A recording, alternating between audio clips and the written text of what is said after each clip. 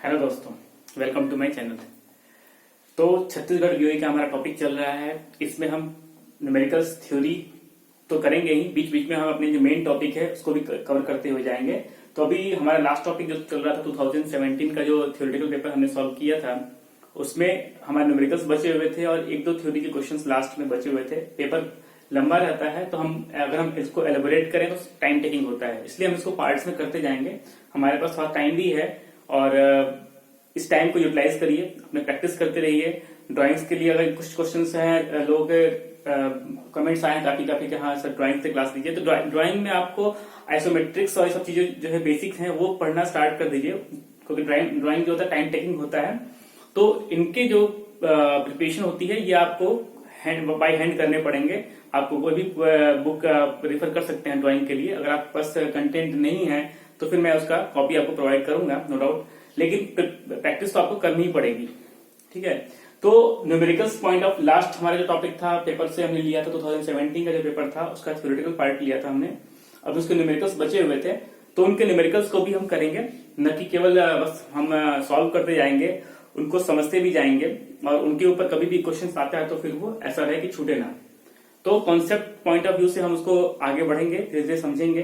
तो प्लीज कोई भी चीज को स्किप मत कीजिए, आराम से पढ़ते जाइए और वीडियोस के साथ बने रहिए ताकि आपको फिर कभी भी प्रॉब्लम ना आए। अभी आगे भी क्वेश्चंस आएंगे और जहां तक वीओई का ट्रैक रिकॉर्ड रहा है, ज्यादातर जो कंटेंट्स होते हैं वो लगभग लास्ट 5 ईयर्स के क्वेश्चंस रिपीट करते रहते हैं काफी हद तक। तो अगर आपने 5 ईयर्स के पेपर भी प्रिपेयर कर लिए हैं तो आप क्वालिफाई कर लोगे आराम से। तो प्लीज प्रिपरेशन करते रहिए। कंटेंट हम इसके बाद भी मतलब पेपर्स के बीच बीच में अपने कंटेंट भी रेडी रखेंगे और उसको भी पढ़ते जाएंगे, क्या क्या चीजें हैं जो काफी इंपॉर्टेंट है। तो हमारे पास समय नहीं है, समय कम है, तो उसके हिसाब से हम अपना प्रिपरेशन कंटिन्यू रखेंगे। तो पेपर्स को हम पार्ट में सॉल्व करेंगे, ऐसा नहीं कि हाँ मतलब एक पेपर उठाया और फिर उसको, क्योंकि वो काफी लेंदी हो जाता है, टाइम टेकिंग होता है, 2 घंटे, एक 1.5 से 2 घंटे 3 घंटे का पेपर एलोबरेटिव अगर हम एलोबरेट करते जाएंगे तो पेपर काफी लंबा हो जाता है, तो फिर वो पढ़ने में मजा नहीं आता है। तो हम पार्ट में पढ़ते जाएंगे, न्यूमेरिकल्स को समझ समझ के सॉल्व करेंगे, कहाँ कहाँ क्या क्या चीजें हैं दी हुई हैं और क्या क्या चीजें कैसे कैसे यूज करना है। ठीक है, तो चलिए स्टार्ट करते हैं अपना 2017 का न्यूमेरिकल वाला जो पोर्शन था। तो लास्ट जैसा हमारा टॉपिक था उसमें थ्योरी में हमने आपको प्रेशर कन्वर्जन जो हम बताया था, प्रेशर कन्वर्जन आपको फिर से बोल रहा हूं कि वो जैकपॉट टाइप के क्वेश्चन होते हैं। प्रेशर कन्वर्जन कभी भी छोड़ के मत आना और लास्ट जो वीडियो है उसको बार बार देख करके और उसको प्रैक्टिस करना है आपको कि कैसे कन्वर्जन करना है। और किलो पास्कल वाला जो मैंने आपको बताया था कन्वर्जन, वो बहुत ही जरूरी है। किलो पास्कल का आप जैसे प्रैक्टिस करोगे ना तो फिर वो आपका इंपॉर्टेंस धीरे धीरे समझ में आएगा। आज भी एक न्यूमेरिकल जो उसी पेपर का है, कैसे उसका किलो पास्कल का बेनिफिट्स मिलता है हमको कन्वर्ट करने का, वो हम देखेंगे। तो जो क्वेश्चन आया था 2017 में हमें याद है, जो फर्स्ट न्यूमेरिकल था जो कन्वर्जन वाला, मैंने आपको लास्ट टॉपिक में दिया था, आपने सॉल्व किया नहीं किया मुझे नहीं पता, मैंने आपको बोला भी था प्लीज कमेंट करिएगा उसके आंसर्स को सॉल्व करके। तो उसको भी देख लेते हैं एक बार, ठीक है। तो क्वेश्चन ऐसा था हमारा जो न्यूमेरिकल था कि कन्वर्जन करना था किलो पास्कल में। 4 क्वेश्चन दिए हुए थे, 4 नंबर के थे, एक नंबर के क्वेश्चन थे कि हाँ 90 सेंटीमीटर MMHg को किलो पास्कल में, सभी जो कन्वर्जन थे उनको किलो पास्कल में कन्वर्ट करना था। और उसमें दिया हुआ था कि assuming the barometric pressure is 760 mmHg। ठीक है, तो अगर हमने लास्ट वीडियो को अच्छे से देखा है और प्रिपेयर किया है तो मुझे नहीं लगता है कि हाँ उसको सॉल्व करने में कोई मतलब टाइम टेकिंग है, स्टैंड सॉल्व हो जाएगा, 1 मिनट भी नहीं लगेगा उन सबको कन्वर्ट करने में। ठीक है, तो फिर भी देख लेते हैं क्या क्या कैसे कैसे उसका आंसर क्या क्या आता है। तो पहला कन्वर्जन था 90 centimetre Hg two kilo pascal. 90 centimetre Hg को किलो पास्कल में कन्वर्ट करना था।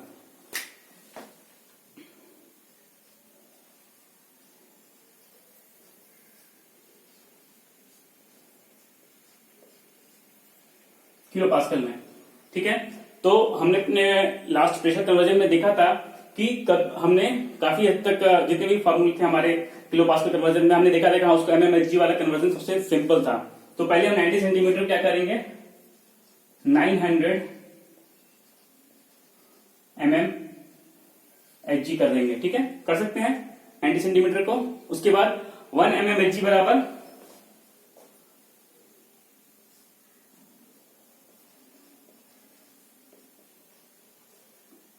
1/7 750 इंटू 10 एक्सपोनेंट 2 किलो पास्कल, यही था। ठीक है, तो ठीक है भाई, 900 is equal to 900 into 10 square upon 750, ये आता है लगभग 120 किलो पास्कल। ठीक है, ये पहला पार्ट था, बहुत आसान है, कन्वर्जन डायरेक्ट फॉर्मूला बेस्ड है, एक नंबर फ्री का है ये। ठीक है, सेकेंड नंबर क्या था? सेकेंड नंबर था वैक्यूम ऑफ 40 सेंटीमीटर Hg, ये थोड़ा सा अच्छा था।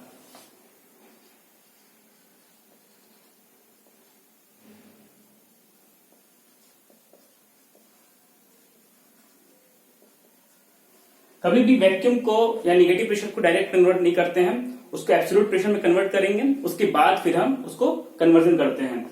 तो वैक्यूम ऑफ 40 सेंटीमीटर Hg दिया है, इसको हम लिख सकते हैं वैक्यूम ऑफ यानी कि minus of 4 mm Hg negative pressure. ठीक है, अब इसको क्या करेंगे, हमको दिया हुआ था कि assuming the barometric pressure is 760 mm Hg, तो एब्सोल्यूट प्रेशर कितना हो जाएगा, हमने पढ़ा था लास्ट अपने टॉपिक में, आपको ध्यान होगा अगर आपने वीडियो देखा है, तो absolute pressure is equal to atmospheric pressure plus gauge pressure. तो एब्सोल्यूट प्रेशर कितना हो जाएगा,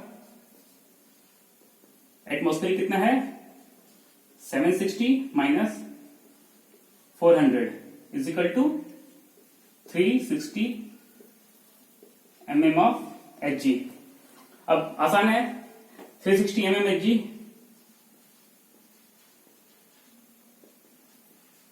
इज इक्वल टू सेम वही फार्मूला 360 इंटू 10 स्क्वायर बाई 750, ये आई थिंक आता है 48 किलो पास्कल। ठीक है, थर्ड था 1.2 मीटर ऑफ वाटर कॉलम।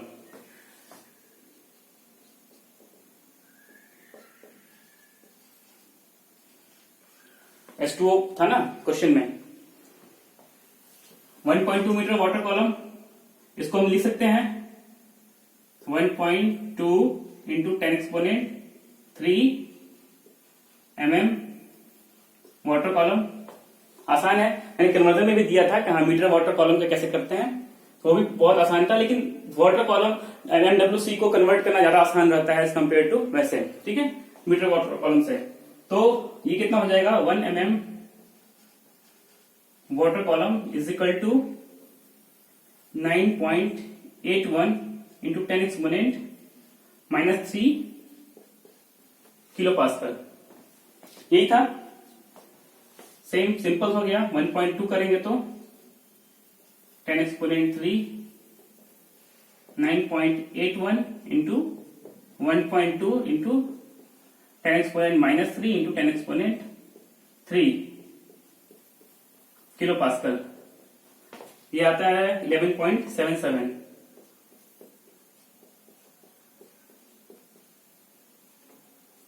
ठीक है, और फोर्थ वाला तो डायरेक्ट था, कोई सिंपल था, उसमें कुछ करना ही नहीं था।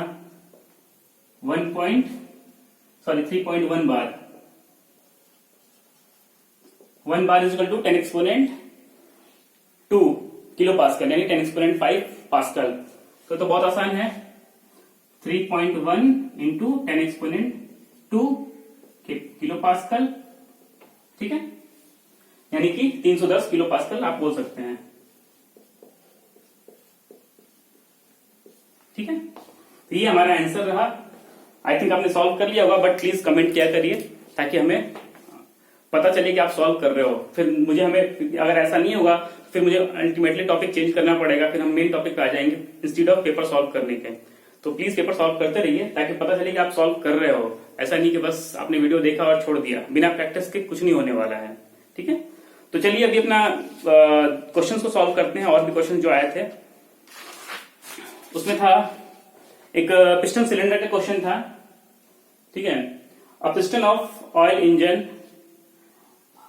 N oil engine of area 0.0045 meter square moves towards 75 mm।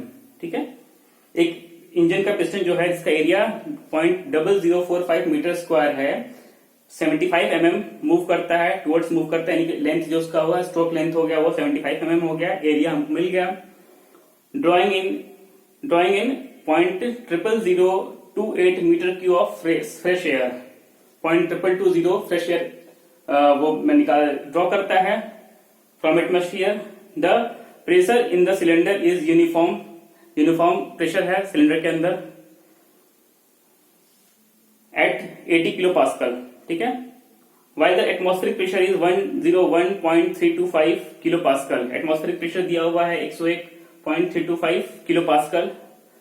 The difference being due to the flow resistance in the induction pipe and inlet valve, ये जो फ्लो रेजिस्टेंस है इनके बीच में वो इनलेट पाइप और उसके बीच में जो अपना difference being due to the जो फ्लो रेजिस्टेंस है और उसका इंडक्शन पाइप है उस और इनलेट वाल्व के बीच के कारण हो रहा है। Estimate the displacement work done by the air finding in the cylinder, finally in the cylinder.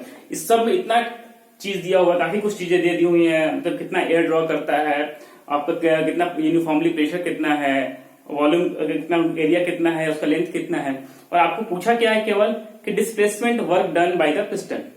तो किसी भी चीज का वर्क डन निकालना होता है हमको, तो हमको कंटेंट नहीं देखना है, हमको बस फॉर्मूला ध्यान रखना है कि हाँ वर्क डन कैसे निकालते हैं। किसी भी पंप के द्वारा वर्क डन हुआ या फिर हमारा कि आप बोल सकते कि पंप के द्वारा और या फिर अपना पिस्टन के द्वारा वर्क डन हुआ, उसका फॉर्मूला केवल एक ही होता है, work done is equal to pressure into displacement volume, sorry कितना वॉल्यूम, यानी कि P इंटू डेल्टा V, कितना वॉल्यूम में चेंज हुआ और कितना उसके ऊपर यूनिफॉर्म प्रेशर लगता है। तो इन सब में आपको बहुत सारे कंटेंट दिया हुआ है जो आपको काफी कंफ्यूजिंग है, आपको कंफ्यूज करने के लिए एटमॉस्फेरिक प्रेशर दे दिया है, कितना एयर वॉल्यूम निकालता है वो भी दे दिया। आपको कंबस्टन नहीं करना है, आपको वर्क डन निकालना है। तो पिस्टन का आपको दिया हुआ था, ये आई थिंक क्वेश्चन नंबर था 2A।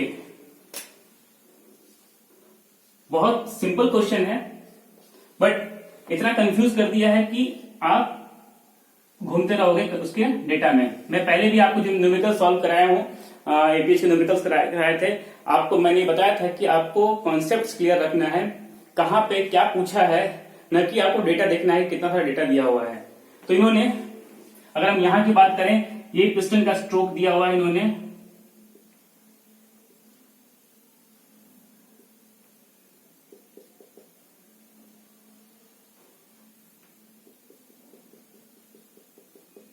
इन्होंने एरिया दे दिया, ठीक है, लेंथ दे दिया, भाई इतना एरिया पिस्टन है और उसका स्ट्रोक लेंथ वो दिया हुआ है, ये वॉल्यूम 0 है और ये वॉल्यूम हमको निकालना है कितना, ये V1 हो गया, ये V2 हो गया। ठीक है, तो जितना वर्क डन कितना होगा, यूनिफॉर्म प्रेशर जो है हमारे अंदर, प्रेशर इंटू कितना वॉल्यूम वो किया, तो वर्क डन कितना हो जाएगा,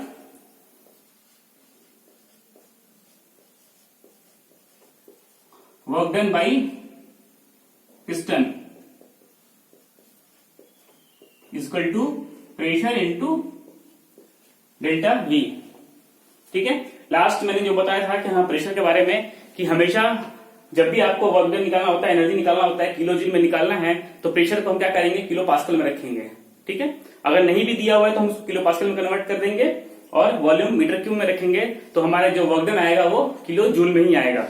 ठीक है, और अगर वो हमको पावर पूछा है कितना पावर है, तो किलो जूल, अगर वॉल्यूम चेंज पर सेकंड कितना वॉल्यूम चेंज हो रहा है पर सेकंड में, वो निकाल लेंगे तो हमारा पावर भी आ जाएगा कि हाँ kilo pascal into metre cube पर सेकंड जो हो जाएगा वो पावर हो जाएगा। तो वर्क डन हमको निकालना है, तो हमारा प्रेशर पता है, इन्होंने क्या दिया, पहले हमको वॉल्यूम चाहिए। ठीक है, तो V1 इज इक्वल टू 0 है, तो हमको V2 निकालना है, तो V2 इज इक्वल टू कितना दिया इन्होंने, एरिया कितना दिया हुआ इन्होंने 0.0045। ठीक है, एरिया दिया हुआ है, उसके बाद कितना दिया इन्होंने, लेंथ कितना है 75 mm, यानी कि 0.075 mm, ये टोटल कितना आएगा 0.12375 मीटर क्यूब हमको मिल गया वॉल्यूम। हमको वर्क डन निकालना है एनर्जी फॉर्म में, प्रेशर दिया हुआ 80 किलो पास्कल, तो कितना हो जाएगा W is equal to pressure 80 kilo pascal 10 exponent 3, sorry kilo pascal नहीं लेना ना, 80 किलो पास्कल, और वॉल्यूम कितना दिया हुआ मीटर क्यूब में इंटू 0.123 टाइम 03375। इसको 10 एक्सपोनेंट माइनस में भी रख सकते हैं, ऐसा नहीं है, आप चाहें तो 3.3375 इंटू 10 एक्सपोनेंट माइनस 4 रख सकते हैं, ठीक है। किलो जूल, कुछ सोचना नहीं है आपको, एनर्जी के फॉर्म में किलो जूल लिख देना है। वर्क डन आपने अगर किलो पास्कल में प्रेशर को रखा है और वॉल्यूम को मीटर क्यूब में रखा है। बहुत ही आसान तरीका है वर्क डन निकालने का फॉर्मूला, और इसके कहीं भी आपको वर्क डन निकालना है, किसी भी सिस्टम के द्वारा वर्क डन निकालना है, तो हमको बस प्रेशर किलो पास्कल में रखना है और जो वॉल्यूम है उसका मीटर क्यूब में रखना है। तो हमारा क्या आएगा, एनर्जी जो वर्क डन आएगा वो किलो जूल में आएगा। इसको कैलकुलेट करते हैं तो हमारा आता है 0.027 किलो जूल। ये हमारा आंसर हो गया। आप चाहें तो सिंप्लीफाई और कर सकते हैं, 27 जूल। आई थिंक क्लियर है आपको, बहुत ही आसान क्वेश्चन है। मतलब आप समझिए कि 4 नंबर क्वेश्चन में बहुत कुछ आपको नहीं, पीएचडी करने के लिए नहीं देगा। बहुत सिंपल सा चीज है, वर्क डन निकालना है, डेटा पे आपको नहीं जाना है, आपको क्या क्या पूछा है बस उस पर ध्यान देना है। आप डेटा पे जाएंगे तो हमेशा कंफ्यूज हो जाएंगे कहाँ इतना डेटा क्यों दिया हुआ है। तो बस हमको वर्क डन बाई पिस्टन निकालना था, तो हमको उसमें कितना एयर ड्रॉ किया, कितना एटमॉस्फेरिक प्रेशर है, क्योंकि हमको वर्क डन बाई पिस्टन निकालना है, तो हमको एटमॉस्फेरिक प्रेशर से कोई मतलब नहीं है, हमको कितना एयर ड्रॉ किया उससे कोई मतलब नहीं है। हमको बचे पिस्टन ने कितना वॉल्यूम मूव किया और कितना उसके अंदर प्रेशर है, ठीक है। उसके बाद नेक्स्ट क्वेश्चन था 2D में, उसके बाद बीच में थ्योरी थे, ठीक है। उसमें क्या था कि 680 kg of fish, 680 kg fish को 5 degree centigrade are to be at 5 degree centigrade are to be frozen and store at -12 degree centigrade. 5 degree centigrade पर फिश मछली है उसको -12 डिग्री सेंटीग्रेड तक फ्रोजन किया गया। The specific heat of the fish above freezing point is, जो freezing point के ऊपर का, सॉरी स्पेसिफिक हीट जो है फ्रीजिंग पॉइंट से ऊपर जो है वो है 3.182 and below freezing point is 1.717। Freezing point से जो बिलो है वो है specific heat 1.717 kilo joule per KG kelvin. The freezing point is -2 degree centigrade, जो फ्रीजिंग पॉइंट है वो -2 डिग्री सेंटीग्रेड है। And the latent heat of frozen is, जो है हमारा लेटेंट हीट ऑफ फ्यूजन है वो है 234.5 kilo joule per KG. How much heat must be removed to cool the fish and what percent of this is latent heat. जो दिया हुआ है वो लेटेंट हीट कितना, हमारा लेटेंट हीट कितना परसेंट ऑफ द एनर्जी का है, ठीक है। तो इस क्वेश्चन को करने से पहले, क्योंकि इस टाइप के क्वेश्चन हमेशा पूछे जाते हैं, हम इसके बेसिक कॉन्सेप्ट को समझ लेते हैं। इसके ऊपर हम बाद में अच्छे से और बड़ा वीडियो बनाएंगे और एलिबरेटिव रहेगा, बट इस क्वेश्चन को समझने से पहले हम उस कॉन्सेप्ट को समझ लेते हैं कि क्या होता है, ठीक है। तो जब भी टेम्परेचर, पहले न्यूमेरिकल सॉल्व करने से पहले हम फेज चेंज और टेम्परेचर और हीट एनर्जी के बारे में देख लेते हैं कि हीट सप्लाइड हम जब करते हैं तो हमारा जो फेज होता है, अगर हम बात करें हीट सप्लाइड में, तो सॉलिड टू लिक्विड टू, जो हमारा, अगर हम वाटर को लेके चलते हैं, पहले सबसे सिंपल तरीका है कि वाटर को लीजिए, सॉलिड फॉर्म में हमारा आइस होता है, लिक्विड फॉर्म में पानी, और जब हम गैसेस फॉर्म में जाते हैं तो वो स्टीम में कन्वर्ट हो जाता है। तो वहां पर दो वर्ड आते हैं, एक आता है लेटेंट हीट ऑफ फ्यूजन और लेटेंट हीट ऑफ वेपोराइजेशन। यानी कि हमारा जब फेज चेंज होता है, जहां जहां पर फेज चेंज होता है वहां पर ये लेटेंट हीट आता है। लेटेंट हीट हम बहुत बार सुन चुके हैं, वर्ड कई बार आता है सुनने को, हमें पता भी है, लेकिन अगर हम भूल गए हैं या फिर हमसे छूट गया, अभी ध्यान में नहीं है, तो उस चीज को हम रिवाइज कर लेते हैं। बहुत आसान न्यूमेरिकल है, मतलब आप समझ सकते हैं कि हाँ 2 लाइन का कैलकुलेशन है केवल, लेकिन इसके पीछे कॉन्सेप्ट हमको जानना पड़ेगा कि क्या कॉन्सेप्ट रहता है। तो टेम्परेचर जो है हमारा, जब हम राइज करते हैं और हीट सप्लाई करते हैं, यानी कि हम हीट सप्लाई जब करते आते हैं तो फेज चेंज होता रहता है, ठीक है, टेम्परेचर बढ़ाते आते हैं, और लेकिन कुछ फेज आते हैं, जैसे कि हमारे जहां लेटेंट हीट ऑफ फ्यूजन है, तो वहां पे आप देख पा रहे हैं कि यहाँ टेम्परेचर क्या है, कांस्टेंट है, हीट सप्लाई बढ़ा है, हमने हीट सप्लाई किया है, ठीक है। इस पॉइंट पे आप देख रहे हैं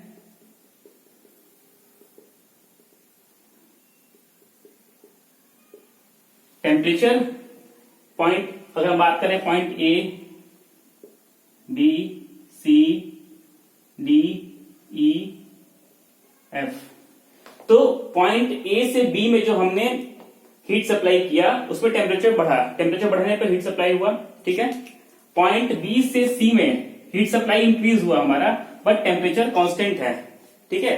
तो क्या होता है कि जब हम कभी भी सप्लाई करते हैं, हीट सप्लाई करते हैं, तो क्या होता है कि हमने हीट सप्लाई किया तो यहां पर जो भी है, मतलब जो सॉलिड फेज है हमारा, सॉलिड फेज में जैसा कि क्वेश्चन में भी था कि हम मान लीजिए 0 डिग्री सेंटीग्रेड वाटर का हमारा फ्रीजिंग पॉइंट है, जहां पे हमारा बर्फ हो जाता है 0 डिग्री सेंटीग्रेड, लेकिन 0 डिग्री सेंटीग्रेड पे हमारा पानी भी रहता है और आइस भी रहता है। उसके नीचे यानी कि उसी टेम्परेचर पे हमारा पानी भी होता है और बर्फ भी होता है। तो क्या होता है कि जब हमारा बर्फ होता है, बर्फ से पानी के बीच में जो हीट होता है सप्लाई करते हैं, यानी कि हमने जो बर्फ से पानी के बीच में जो फेज चेंज हुआ, वहां पर टेम्परेचर दोनों का सेम रहता है, लेकिन क्या होता है कि वो हीट कुछ लेता है इस चेंज के पीछे। यानी कि अगर हम बात करें कि अगर हम 0 डिग्री सेंटीग्रेड के बर्फ को 0 डिग्री सेंटीग्रेड के पानी में कन्वर्ट करते हैं तो कुछ हीट लेता है वो, उसको हम बोलते हैं लेटेंट हीट ऑफ फ्यूजन। और सेम वही जो फिनोमेना जब आता है कि हम पानी से स्टीम कन्वर्ट करते हैं, 100 डिग्री सेंटीग्रेड का पानी है और 100 डिग्री सेंटीग्रेड का स्टीम कन्वर्ट करते हैं, तो दोनों का टेम्परेचर सेम रहता है, लेकिन जो लेटेंट हीट लेता है फेज चेंज के लिए उसको हम बोलते हैं लेटेंट हीट ऑफ वेपोराइजेशन। तो वहां पे क्या होता है, यही चीज है कि अभी मान लीजिए ये माइनस टेम्परेचर पे है, -20 -30 डिग्री सेंटीग्रेड पे है, हमने -30 डिग्री सेंटीग्रेड से 0 डिग्री सेंटीग्रेड के बर्फ को बनाया। ये सॉलिड फॉर्म है, मैंने बताया आपको, ये वाला जो है फेज है सॉलिड वाला फेज है। तो यहाँ पे क्या है, -15 डिग्री सेंटीग्रेड का बर्फ है, उस -15 डिग्री सेंटीग्रेड को बर्फ को 0 डिग्री सेंटीग्रेड के बर्फ में जो भी कन्वर्ट करेंगे तो वो हीट लेगा, नो डाउट हीट लेगा, और उसका टेम्परेचर भी बढ़ेगा, क्योंकि 0 से लेकर के सॉरी -15 डिग्री सेंटीग्रेड है, वहां से हमने उसको कन्वर्ट करके 0 डिग्री सेंटीग्रेड पे ले आए हम। तो हमारा टेम्परेचर राइज हुआ ना, -15 से 0 पे आया तो राइज हुआ टेम्परेचर, उसने हीट लिया, कुछ हीट लिया तभी वो चेंज हुआ। अब ये 0 डिग्री सेंटीग्रेड ऑफ जो आपका आइस है उसको हम क्या करते हैं, 0 डिग्री सेंटीग्रेड ऑफ वाटर में कन्वर्ट करते हैं। तो क्या करता है वहां पे हीट तो लेता है बट वो टेम्परेचर कांस्टेंट रहता है, ठीक है। यहाँ पे देख रहे हैं आप, अगर हम मान के चलिए यहाँ 0 डिग्री सेंटीग्रेड है तो क्या हो जाएगा, यहाँ पर 0 डिग्री सेंटीग्रेड का बर्फ और 0 डिग्री सेंटीग्रेड का पानी, हीट सप्लाइड हुआ भाई, यहां से यहां तक हीट बढ़ाया हमने, यहां तक टेम्परेचर क्या रहा, कांस्टेंट रहा। तो इसमें क्या होता है, ये लेटेंट हीट ऑफ फ्यूजन होता है। फिर अभी क्या किया हमने कि हमने 0 डिग्री सेंटीग्रेड का जो पानी बना उसको हमने फिर 100 डिग्री सेंटीग्रेड के पानी में कन्वर्ट किया, टेम्परेचर भाई हीट सप्लाइड किया यहां तक, और टेम्परेचर भी बढ़ा 100 डिग्री सेंटीग्रेड तक। उसके बाद फिर 100 डिग्री सेंटीग्रेड के पानी को हमने 100 डिग्री सेंटीग्रेड के स्टीम में कन्वर्ट किया, तो वो क्या करता है, लेटेंट हीट ऑफ वेपोराइजेशन होता है। ये क्या करता है, आप देख रहे हैं यहाँ पर अभी टेम्परेचर यहाँ पे कांस्टेंट है, यहाँ पे कांस्टेंट है, बट उसने हीट लिया, ठीक है। और उसके बाद फिर 100 डिग्री सेंटीग्रेड का जब स्टीम बन गया तो उसके बाद हम जो भी टेम्परेचर देते हैं वो स्टीम का टेम्परेचर बढ़ाने में बढ़ता रहता है टेम्परेचर। तो यही कॉन्सेप्ट है हमारा, यहां पर हीट देते हैं और जब हम रिवर्स में आते हैं तो हीट लूज करते हैं। तो उस क्वेश्चन में क्या था, आई थिंक आपको समझ में आ गया होगा। इसमें क्या हुआ, इसने बोला कि 680 किलो ऑफ फिश जो है उसको 5 डिग्री सेंटीग्रेड पे हम रखते हैं, 5 degree centigrade to be frozen and stored at -12 degree centigrade.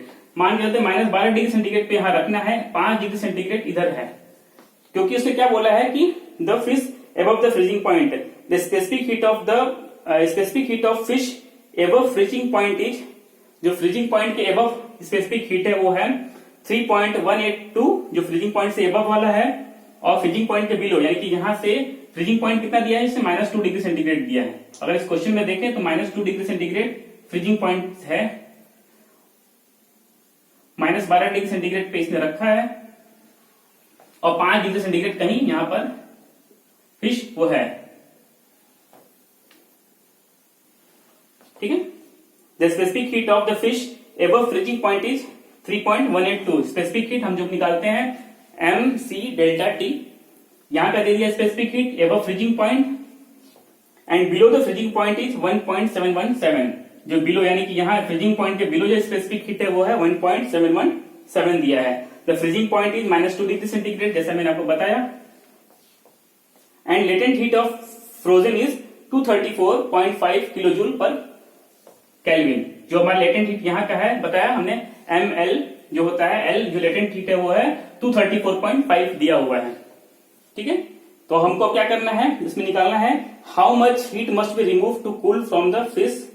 अब हमको यहां से यहां पे, हम अगर यहां से जाते तो हीट लेता है, अब यहां से हम आ रहे हैं नीचे की तरफ, यानी कि हम यहां से 5 डिग्री सेंटीग्रेड से -12 डिग्री सेंटीग्रेड पे आ रहे हैं, तो क्या होगा, हम हीट रिमूव करेंगे, निकालेंगे सिस्टम से तभी, तो वो कितना हीट रिमूव करेंगे वो हमको निकालना है। बहुत ही आसान है, यहाँ पर mc डेल्टा टी लगाना है, यहाँ mc डेल्टा टी लगाना है और यहाँ पर m इंटू एल लगा देना है। तो तीनों को हम निकालेंगे, कैलकुलेट करेंगे कि पहले हम निकालते हैं -5 डिग्री सेंटीग्रेड से -2 डिग्री सेंटीग्रेड पे, तो heat loss above freezing point.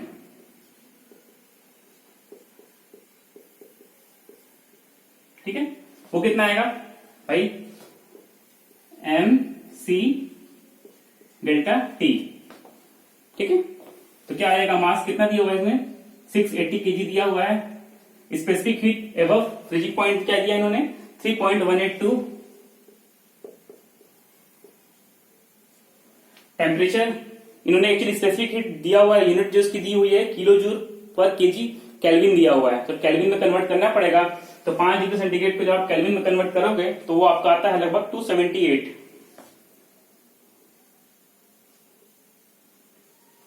कैसे आता है भाई, पता है ना, 273 प्लस 5 डिग्री सेंटीग्रेड केल्विन में।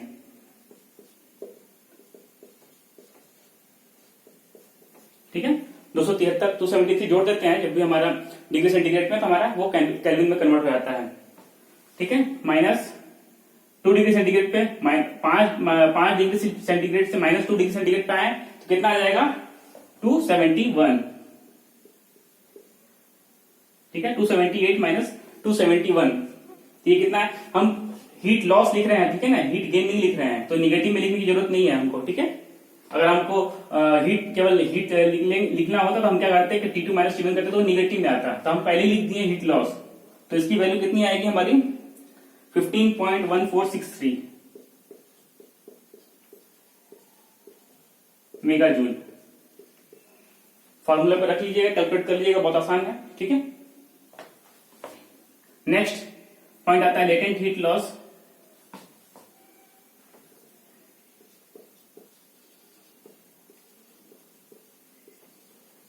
ड्यू टू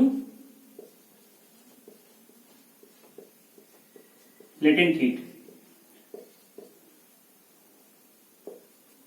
लेटेंट हीट के द्वारा हीट लॉस कितना आएगा, सीधा सीधा फॉर्मूला है m इंटू एल। ये हमारा Q1 हो गया, ये हमारा Q2 हो गया, m इंटू एल। मास कितना दिया हुआ है, 680 इंटू लेटेंट हीट कितना दिया हुआ है, 234.5। ये आएगा हमारा लगभग 234.5 करने पे ये आता है 159.46 मेगा जूल। ठीक है, थर्ड आता है heat loss below freezing point. वो कितना हो जाएगा, same Q3 m c delta T. इसकी स्पेसिफिक हीट दी हुई है बिलो फ्रीजिंग पॉइंट की, मास दिया हुआ है हमको 680। ठीक है, सॉरी, इंटू स्पेसिफिक हीट कितना दिया हुआ है, 1.717, आई थिंक यही है, हाँ। ठीक है, इंटू टेम्परेचर कितना हुआ, केल्विन में कन्वर्ट करेंगे तो 271 माइनस 261। इसको डिग्री सेंटीग्रेड में भी कन्वर्ट कर सकते हैं, मतलब डिफरेंस है ना, तो डिग्री सेंटीग्रेड में भी करेंगे तो आंसर वही आएगा। बट कभी भी जब स्पेसिफिक हीट केल्विन में दिया होता है उसकी दी हुई यूनिट, तो हम उसको सॉल्व करते हैं उसी फॉर्म में। ठीक है, तो ये आएगा आपका लगभग, ताकि आपको कहीं एग्जामिनर को कहीं भी मार्क्स कट करने का चांस न मिले। ये आता है लगभग 11.686 मेगा जूल। ठीक है। तो टोटल हीट लॉस कितना हो जाएगा, total net heat loss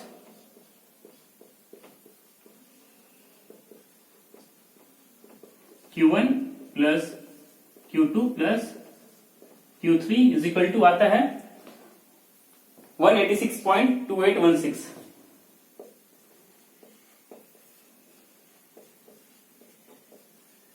mega joule. ठीक है, ये हमारा पहला आंसर होगा। इसमें एक और चीज पूछा है कि cool and what percent of this is latent heat. जो लेटेंट हीट है वो कितना परसेंट है, जो लेटेंट हीट आपने लिया है ये वाला, वो कितना परसेंट ऑफ द हीट है। ठीक है, ये दूसरा क्वेश्चन है। तो परसेंटेज लेटेंट हीट कितना है, 159.46 डिवाइडेड बाई 186.2816 इंटू 100 ऐसे निकालते हैं। जितना लेटेंट हीट है डिवाइडेड बाई टोटल कितना है, मतलब टोटल हीट लॉस का लेटेंट हीट कितना परसेंट है। तो ये आता है लगभग 85.6%।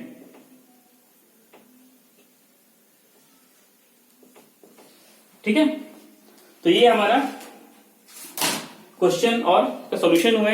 हमने 3 क्वेश्चन को सॉल्व किया 1 बाय 1 और आराम से सॉल्व किया, ऐसा कोई जल्दीबाजी नहीं है। कॉन्सेप्ट को समझा, ये चीज बहुत जरूरी है हमारा।